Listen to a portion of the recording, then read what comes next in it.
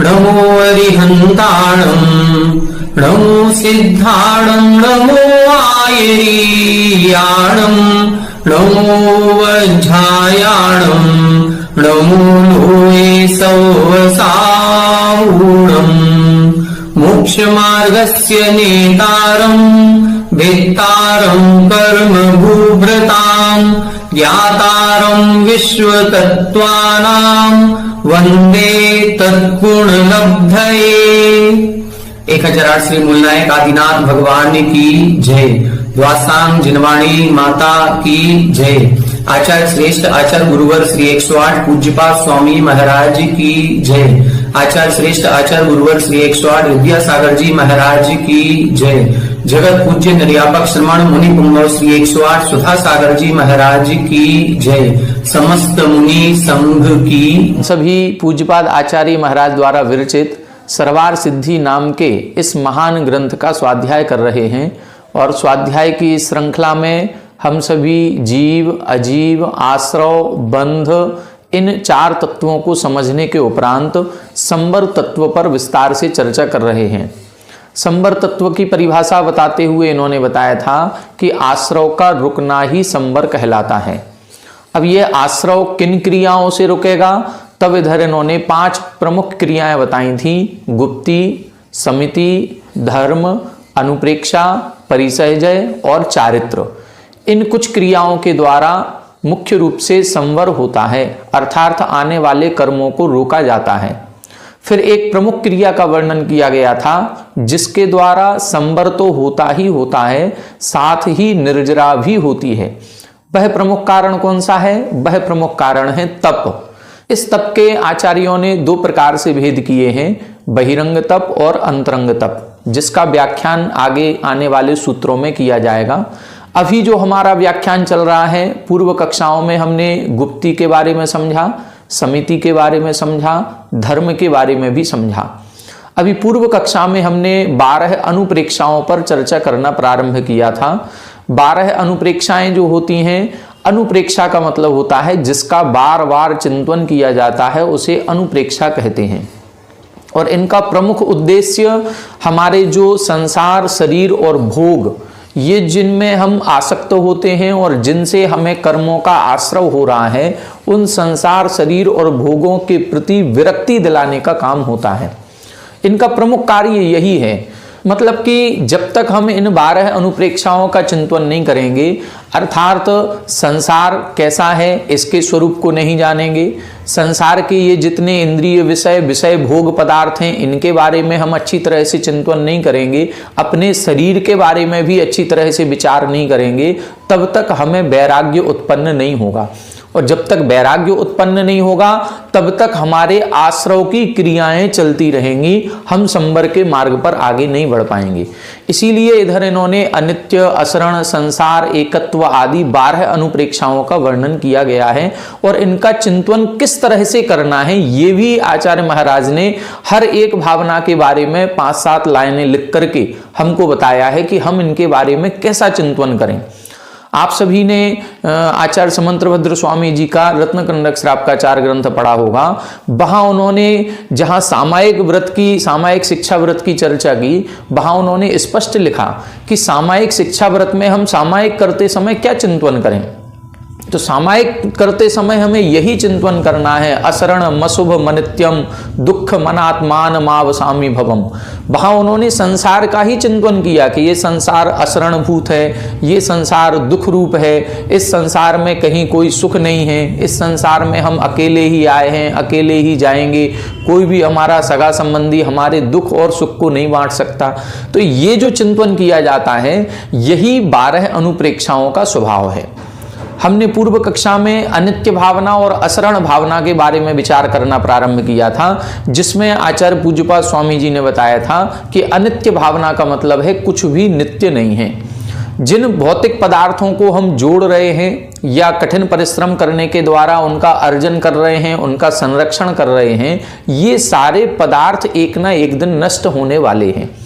या तो ये स्वतः ही नष्ट हो जाएंगे, अथवा हम जिस शरीर को अपना मान रहे हैं और हम ये सोच रहे हैं कि इनको हम अनेक वर्षों तक भोगेंगे, हमारी आयु का ही भरोसा नहीं है कि हम कल रहेंगे या नहीं रहेंगे। जिन पदार्थों के संरक्षण में हम लगे हुए हैं, उन पदार्थों को हम भोग भी पाएंगे कि नहीं भोग पाएंगे। तो दोनों प्रकार से चिंतन करना है। हर एक पदार्थ भी नित्य नहीं है और हमारी ये जो पर्याय है, ये पर्याय भी नित्य नहीं है। तो कुल मिलाकर के जल के बुलबुले के समान, जैसे बरसात के पानी में एक बुलबुला उत्पन्न होता है और नष्ट हो जाता है, उसी तरह से ये सारे पदार्थ भी एक ना एक दिन नष्ट होने वाले हैं। इसीलिए इन पदार्थों के प्रति ज्यादा मोह आसक्ति नहीं करनी चाहिए। दूसरा, संसार में हम कहते हैं कि जब हमारे ऊपर कष्ट परेशानी आएगी तो हमारे पास धन संपत्ति है, हम धन संपत्ति से सब कुछ कर लेंगे। आप सभी ने इष्टोपदेश में पढ़ा होगा, उसमें बताया गया कि यदि हम धनवान हैं तो धनवान होने के साथ हम सारी कष्ट परेशानियों को दूर कर देंगे। तब उन्होंने कहा कि जो व्यक्ति धन को प्राप्त करके अपने आप को सुखी मान रहा है, वह व्यक्ति भी बीमार व्यक्ति के समान है, और ऐसा बीमार व्यक्ति जो घी खा करके अपने आप को स्वस्थ मान रहा है। वहां उन्होंने लिखा, दुरर्जिना सुरक्षेण नश्वरेण धनादिना स्वस्थम मन्यो जना कोपी ज्वरवानिव सर्पिसा। कुल मिलाकर के इस संसार में हम सोच रहे हैं कि धन संपत्ति हमें शरण मिलेगी, हम कभी बीमार दुखी हो जाएंगे तो डॉक्टर हमें आकर के बचा लेंगे। नहीं, मणि मंत्र तंत्र बहु होई मरते न बचावे कोई। इन्होंने स्पष्ट उदाहरण दिया कि जैसे जंगल में भूखे शेर के सामने कोई एक हिरण का बच्चा आ जाए तो अब उसको बचाने वाला कोई नहीं है। इसी तरह से इस संसार में भी मृत्यु से बचाने वाला कोई नहीं है। सच्चे देव, सच्चे शास्त्र, सच्चे गुरु ही हमारी शरण है, अन्य कोई शरण नहीं है। अब आज अपन लोग आगे की भावनाओं के बारे में समझेंगे कि अनित्य और असरण के बाद जो संसार भावना है, एकत्व भावना है, अन्यत्व भावना है, इन भावनाओं में कैसा विचार किया जाता है, इसको पढ़ने का, समझने का प्रयास करेंगे। आइए देखें पेज नंबर 325 पर उत्थानिका 801 देखें, कर्म विपाक वसात आत्मनो भवांतर अवाप्ति ही संसारः। अब इधर संसार भावना का वर्णन किया जा रहा है। तो सबसे पहले लिख रहे हैं, संसार कहते किसे हैं? कर्म विपाक वसात आत्मनो भवांतर अवाप्ति। कर्म के फल स्वरूप आत्मा की भवांतर अवाप्ति ही, एक पर्याय से दूसरी पर्याय प्राप्त होना। अभी मनुष्य हैं, मनुष्य से मर करके देव बन गए, देव से मर करके त्रियंच बन गए, त्रियंच मर करके नरक में चला गया, नरक से पुनः निकले सो फिर त्रियंच या मनुष्य बन गए। तो ये जो हमारी भवांतर प्राप्ति हो रही है, इसी का नाम संसार है। संसार कुछ और नहीं है। संसार का मतलब है नित्य प्रति जन्म मरण करते रहना और एक पर्याय से दूसरी, दूसरी से तीसरी पर्याय की प्राप्ति होती रहना ही संसार है। सा पुरस्तात् पंचविध परिवर्तन रूपेण व्याख्यातः। इस संसार को पुरस्तात् यानी पहले, जब इसी अध्याय में दूसरा अध्याय का वर्णन चल रहा था, तब उधर एक सूत्र आया था, संसारिणो मुक्ताश्च, कि जीव के दो भेद किए जाते हैं, संसारी जीव और मुक्ति जीव। वहां संसारी जीव का वर्णन करते हुए उन्होंने बताया था कि संसार 5 प्रकार का कहा गया है। परिवर्तनम संसारः इत्यर्थः। तो परिवर्तन को ही संसार कहा। तत्पंचविधम, वो 5 प्रकार का है। द्रव्य परिवर्तन या द्रव्य संसार, भाव संसार, भव संसार, क्षेत्र संसार और काल संसार।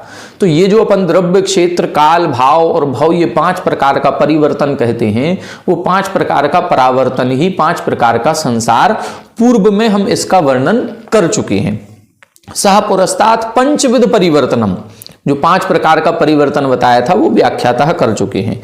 तस्मिन् अनेक योनि कुल कोटि बहुशत सहस्र संकटे संसारे परिभ्रमन् जीवः कर्म यंत्र प्रेरितः पिता भूत्वा भ्राता पुत्रः पौत्रश्च भवति।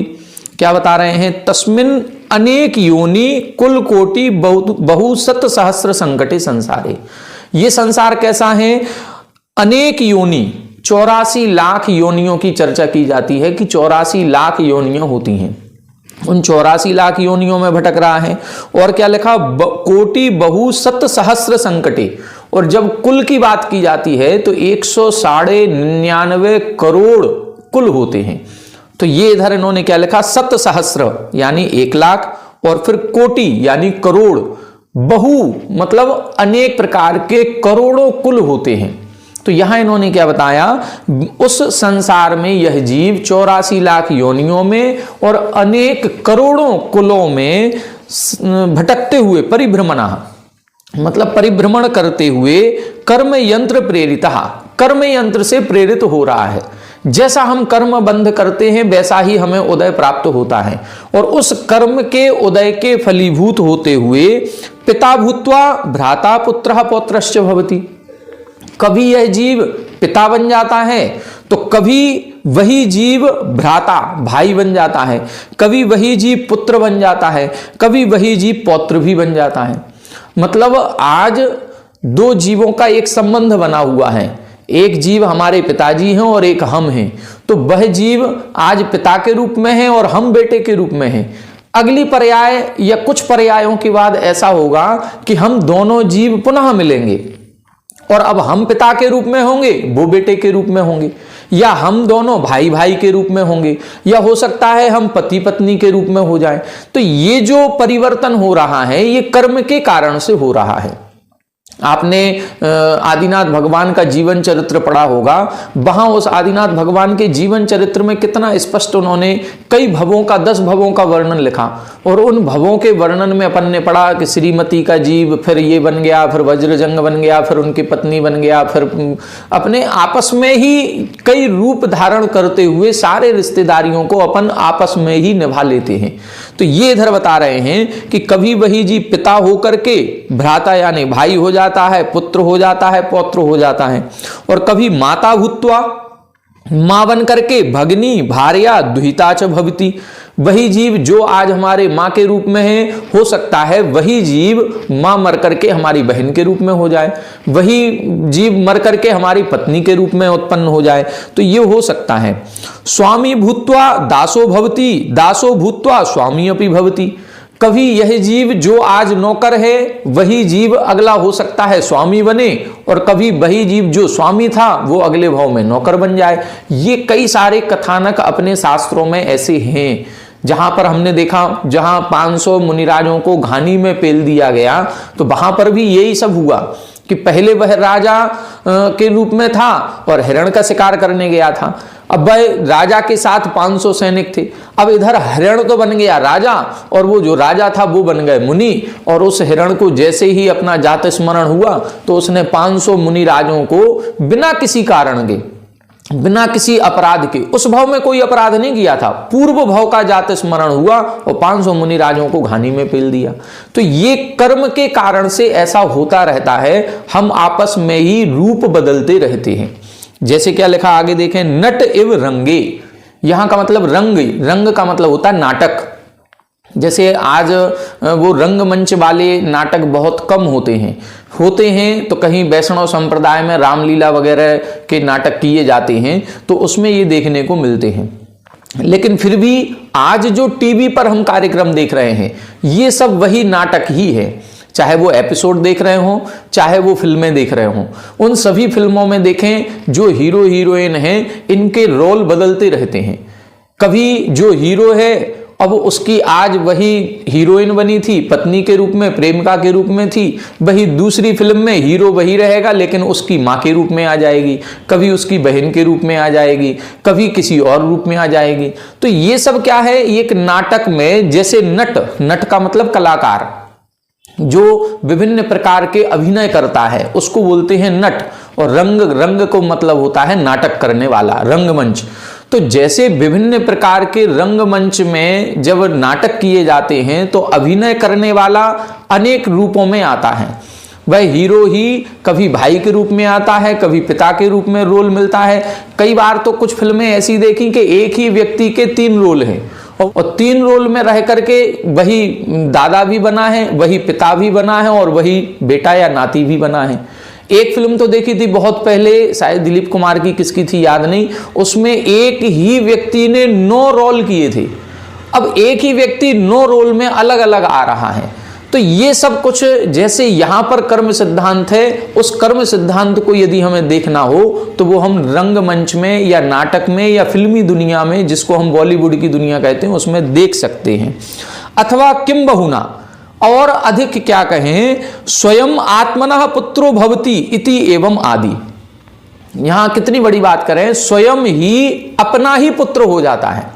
और ऐसा एक कथानक भी अपने आगम शास्त्रों में आता है, याद तो नहीं आ रहा हमें, लेकिन उसमें कहा गया कि एक पति पत्नी का संभोग क्रिया होने के बाद पति का मरण हो जाता है, और जैसे ही पति का मरण हुआ वो अपनी ही पत्नी के गर्भ में पुत्र के रूप में उत्पन्न होता है। तो ऐसा भी कथानक है कि स्वयं अपना ही पुत्र बन जाता है, ऐसा हो जाता है। इति एवं आदि संसार स्वभाव चिंतनम संसार अनुप्रेक्षा। इस प्रकार से संसार का चिंतन करना ये संसार अनुप्रेक्षा कहलाती है। एवं ही अस्य भावयतः संसार दुख भयात उद्विग्नस्य ततो निर्वेदो भवति।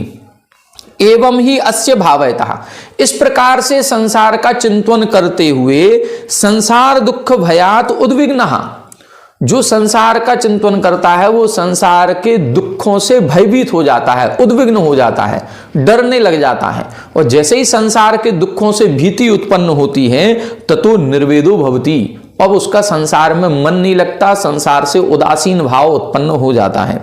निर्विण्णश्च संसार प्रहाणाय प्रयतति, और जो संसार से उदासीन हो जाता है फिर वो इस संसार को छोड़ने की ओर प्रयास करता है कि अब हमें इस संसार में नहीं रहना, और फिर वो इस संसार को त्यजने की बात सोचता है। हम सभी देखें तत्वार सूत्र जी में, इसी में एक सूत्र पहले आया था शायद 7वें अध्याय में, जगत काय स्वभावो व संवेग वैराग्यार्थम। वहां भी उन्होंने स्पष्ट लिखा था कि संसार के स्वभाव का चिंतन करें संवेग के लिए। जब तक भीति नहीं होगी, जब तक भय नहीं होगा, तब तक हम दूर नहीं भागेंगे। ये एक सिद्धांत है, जिससे हम डरते हैं उससे हम दूर भागते हैं। यदि हमें करंट से डर लगता है तो फिर हम करंट को या बिजली के तारों को नहीं छुएंगे, उनको छूने का प्रयास नहीं करेंगे। यदि पानी से डर लगता है तो हम नदी किनारे नहीं जाएंगे, क्योंकि हमें डर लगता है, हम दूर भागेंगे। इसी तरह से हम संसार से डरेंगे, जो संसार से डरेगा वो मोक्ष की ओर जाएगा। केवल 2 ही मार्ग हैं, एक संसार और एक मोक्ष। जो पाप से डरेगा वो पुण्य की ओर आएगा।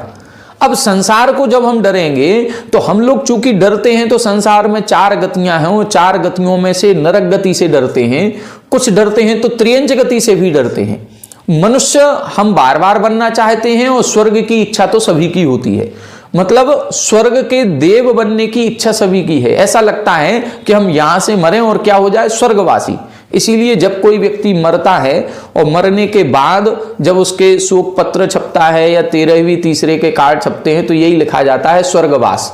कभी फोटो लिखी जाएगी तो इनका जन्म दिनांक और स्वर्गवास दिनांक, मतलब ये स्वर्ग गए। स्वर्ग की ही इच्छा हम सबकी हो रही है।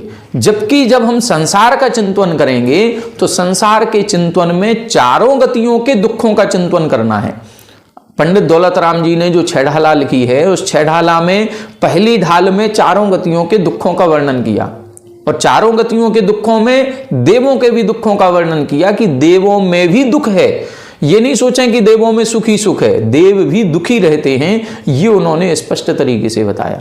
तो जब संसार भावना का हम लोग चिंतन करें तो संसार भावना में केवल नरक निगोद के ही दुखों का चिंतन नहीं करें, देवों में भी सुख नहीं है, वहां पर भी दुख है, और वो भी एक संसार की ही गति है। यदि हम देव बन भी गए तो कितने समय के लिए, ज्यादा से ज्यादा 31 सागर, 32 सागर, 33 सागर के लिए। इसके बाद हमें पुनः मनुष्य बनना ही पड़ेगा, फिर मनुष्य त्रियंच बनना ही पड़ेगा, और ये क्रम हमारा चलता रहेगा। ऐसा नहीं है कि देवों में हम गए नहीं हैं। मुनिव्रत धार अनंत बार ग्रीवक उपजायो, ग्रैविकों में 9वें ग्रैविक तक भी अनंत बार उत्पन्न हो चुके हैं। तो ऐसा नहीं कि देवों में हम गए नहीं हैं, देवों में जाने के बाद भी आज भी हम इसी संसार में हैं। तो ऐसा एक बार चिंतन करें कि ये संसार हमारा छूट जाए। संसार मात्र से भीति होनी चाहिए, केवल नरक निगोद से नहीं। अब संसार मात्र से होगी तो फिर देवों से भी, देव बनने से भी डर लगना चाहिए कि हमें देव पद नहीं चाहना, हमें तो केवल मोक्ष पद चाहिए, ये भावना होनी चाहिए। आगे देखें, संसार भावना के बाद अब बता रहे हैं एकत्व भावना। उत्थानिका 802। जन्म जरा मरण आवृत्ति महादुख अनुभवनम प्रति एक एव अहम न कश्चिन में स्वः परो वा। यहां बता रहे हैं जन्म जरा मरण आवृत्ति, जन्म की आवृत्ति हो रही है, मरण की भी हो रही है और बुढ़ापे की भी हो रही है। तो जन्म जरा और मृत्यु ये तीन प्रमुख रोग हैं। इन तीनों रोगों की बार बार आवृत्ति हो रही है और इनके ये महादुखों के अनुभवनम प्रति, इनके दुखों को कौन सहन करेगा? इन दुखों को सहन करने वाला मैं अकेला ही हूं। ना कश्चिन में स्वा परो, ना कोई मेरा अपना है ना कोई मेरा पराया है। वो अपने और पराये जितने लोग हैं ये हमारे साथी नहीं होंगे। सारे दुखों को मुझे अकेले ही सहन करना है। एक एव जाये हम, मैं अकेला ही उत्पन्न हुआ हूं। एक एव म्रिये, मैं अकेला ही मरूंगा। मैं अकेला ही जन्मा हूं, अकेला ही मैं मरण करूंगा। ना मैं कश्चित स्वजनः परजनो वा व्याधि जरा मरणादीन दुखानि अपहरति। ना मैं कश्चित स्वजनः, मेरा कोई भी स्वजन या परजन मेरी व्याधि यानी रोगों को, जरा यानी बुढ़ापे को, वृद्धावस्था को और मरण आदि दुखों को दूर नहीं कर सकता। कोई भी अपना व्यक्ति हो, जब बीमार हम होंगे या हमारे ऊपर कोई कष्ट आएगा तो हमारे दुख में दुखी तो सब हो जाएंगे, लेकिन हमारे दुख को कोई अपना बना ले या हमारा दुख कम हो जाए और उनका दुख बढ़ जाए, ऐसा नहीं हो सकता। जो दुख हमारे ऊपर आया है उसको तो हमें ही सहन करना पड़ेगा। भले ठीक है हमारा बेटा दुखी है, वो बीमार है तो कुछ कष्ट हमें भी होगा, लेकिन हम उसके दुख को दूर नहीं कर सकते। उसके दुख को दूर तो उसी के कर्म करेंगे। तो जो कुछ भी दुख या सुख की प्राप्ति हमें हो रही है वो हमारे स्वयं के कर्मों के कारण हो रही है। इसलिए उन कर्मों के फल में ना कोई अपना भागीदार होता है ना कोई पराया भागीदार होता है। बंधु मित्राणी श्मशानम ना अतिवर्तन्ते, जितने हमारे बंधु हैं, मित्र हैं, सगे संबंधी, रिश्तेदार हैं, ये श्मशानम न अतिवर्तन्ते, ये श्मशान तक ही जाएंगे। जहां पर अर्थी को जलाया जाता है या दाह संस्कार किया जाता है वहां तक जाएंगे। उसके आगे तो केवल आत्मा को ही सफर करना है, अन्य कोई भी साथ में जाने वाला नहीं है। धर्म एव में सहाया, धर्म ही मेरा एक सहाई है और सदा अनपाई इति, और कभी ना साथ छोड़ने वाला है। मतलब यदि हमने यहां से कुछ कमाया है तो हम उस कमाई के साथ जो भी सामग्री हमने जोड़ी है वो तो सब हमारी यहीं रहेगी, लेकिन उस कमाने के साथ साथ हमने कुछ और भी कमाया है। एक बार प्रमाण सागर महाराज श्री का प्रवचन सुन रहे थे, उन्होंने कहा कि जब हम धन कमाने दुकान पर जाते हैं या बिजनेस व्यापार में जाते हैं तो हम केवल धन नहीं कमाते हैं, धन के साथ साथ कुछ और भी कमाते हैं। धन को तो सब लोग बांट लेंगे, लेकिन जो और कुछ हमने कमाया है वो कोई और नहीं बांटेगा, वो केवल हमको ही भोगना है। वो धन कमाने के साथ साथ हम कमाते हैं पुण्य और पाप। यदि हमने वो जो पुण्य और पाप कमाया है उसका भोग केवल हम ही करेंगे, अन्य कोई नहीं करेगा। लेकिन जो धन कमाया है उसके लिए सब लोग तैयार बैठे हैं। तो धन तो यहीं रह जाएगा, जो हमने दूसरों के लिए कमाया वो तो यहीं रह जाएगा, जो केवल अपने लिए कमाया वो ही हमारे साथ जाएगा, अन्य कुछ भी जाने वाला नहीं है। तो यदि हमने कोई पुण्य कार्य किया होगा, सदकार्य किया होगा, तो उससे जो हमने पुण्यार्जन किया है वो हमारे साथ जाएगा, अन्य कुछ भी साथ जाने वाला नहीं है। इसीलिए लिखा धर्म एव में सहाया, धर्म ही मेरा सहाई है और अनपाई, अनपाई का मतलब साथ नहीं छोड़ेगा, धर्म साथ नहीं छोड़ेगा, बाकी ये सारे साथ छोड़ जाएंगे। इति चिंतनम एकत्व अनुप्रेक्षा, यही चिंतन करना एकत्व अनुप्रेक्षा कहलाती है, एकत्व भावना है। एवं ही अस्य भावयतः स्वजनेषु प्रीति अनुबंधो न भवति, इस प्रकार से जो चिंतन करता है उसके स्वजनेषु, जितने भी उसके सगे संबंधी हैं, फिर उन सगे संबंधियों के प्रति उसके प्रीति अर्थात राग भाव उत्पन्न नहीं होगा। और परजनेषु च द्वेष अनुबंधो न उपजायते, और परजनेषु अर्थात अन्य जो पड़ोसी आदि हैं जिनसे हमारा कोई विशेष व्यवहार नहीं है, जिनको हम अपना नहीं मानते हैं, उनके प्रति द्वेष भाव उत्पन्न नहीं होगा। यदि हम ऐसा चिंतन करेंगे कि हम अकेले ही आए हैं, अकेले ही जाना है, जो दुख सुख हमें मिल रहा है वो हमारे ही कर्मों के कारण से मिल रहा है, अन्य कोई उसमें सहाय नहीं है, तो फिर उसके बाद से अपने जो रिश्तेदार आदि हैं उनसे राग नहीं होगा और जो पराये लोग हैं उनसे द्वेष भाव नहीं होगा। ततो निसंगताम अभ्युपगतो मोक्षाय एव घट्टे। इस प्रकार से निसंगताम मतलब परिग्रह अलग हो जाएगा, परिग्रह भाव नष्ट हो जाएगा, आसक्ति का भाव नष्ट हो जाएगा, ममत्व का भाव नष्ट हो जाएगा और ममत्व भाव के नष्ट हो जाने पर मोक्षाय एव घटते अर्थात मोक्ष के लिए ही प्रयत्न करता है। इस प्रकार से ये एकत्व भावना का चिंतन किया जाता है। एक भावना और देखें, अन्यत्व भावना। एकत्व भावना का मतलब है मैं अकेला हूं और अन्यत्व का मतलब इन सब से भिन्न हूं। अभी तो क्या चिंतन कर रहे थे, मैं अकेला हूं, लेकिन अभी इनसे भिन्न हूं ये चिंतन नहीं हो रहा था। अब ये चिंतन करना है मैं इन सब से भिन्न हूं, चाहे वो रिश्तेदार आदि हो उनसे, चाहे ये शरीर हो, चाहे अन्य पदार्थ हो, इन सभी से मैं भिन्न हूं। 803 नंबर देखें, शरीरात अन्यत्व चिंतनम अन्यत्व अनुप्रेक्षा। शरीरात अन्यत्व चिंतनम, शरीर से मैं भिन्न हूं ऐसा चिंतन करना ही अन्यत्व अनुप्रेक्षा कहलाती है। तद यथा, कैसा चिंतन करें, बंधम प्रति एकत्वे सति अपि लक्षण भेदात अन्य अहम। क्या करना है, बंधम प्रति एकत्वे सति अपि, ये शरीर और आत्मा बिल्कुल जब से हमारा जन्म हुआ तब से ही साथ में है और जब तक मरण नहीं होगा तब तक साथ में है। हम ये भेद नहीं कर पाते हैं कि मैं कौन हूं।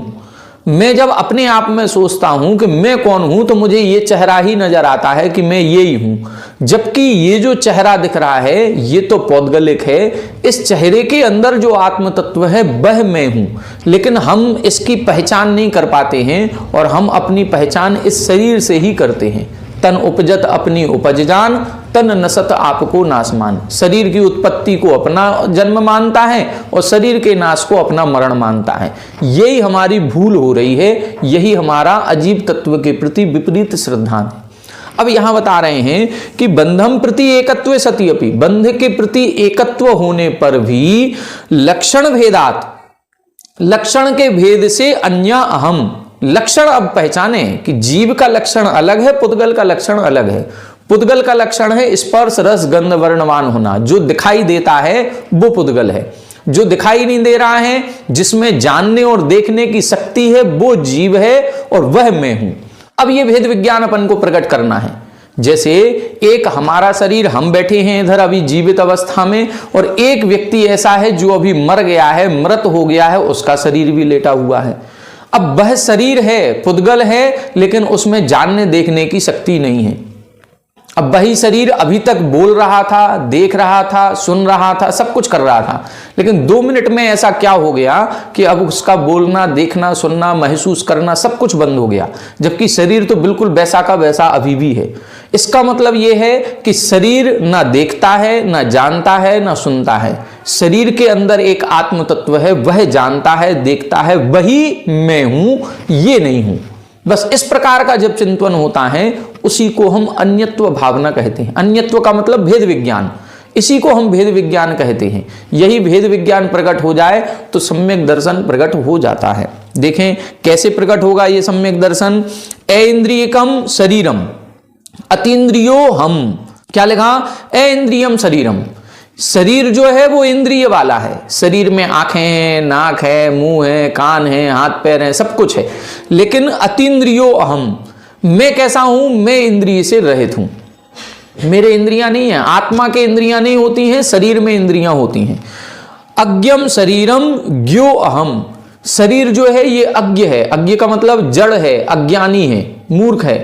और ज्ञो अहम, मैं ज्ञानवान हूं, जानने देखने की शक्ति मुझ में है, शरीर में नहीं है। शरीर तो एक माध्यम है, इस शरीर के माध्यम से हम जानते देखते हैं, शरीर नहीं देखता है।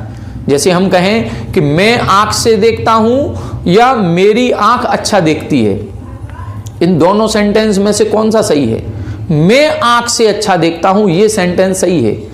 आंख इसमें माध्यम बनी है और मैं देखने वाला हूं, और मेरी आंख अच्छा देखती है तो आंख नहीं देखती है, आंख के अंदर जो आत्म तत्व है वह देखता है। एक दोहा है, नैनों से दीखे जगत नैना देखे नाही, ताही देख जो देखता नयन झरोखे माही।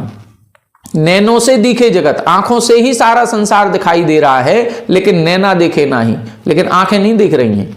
फिर किसको देखना है? ताही देख जो देखता।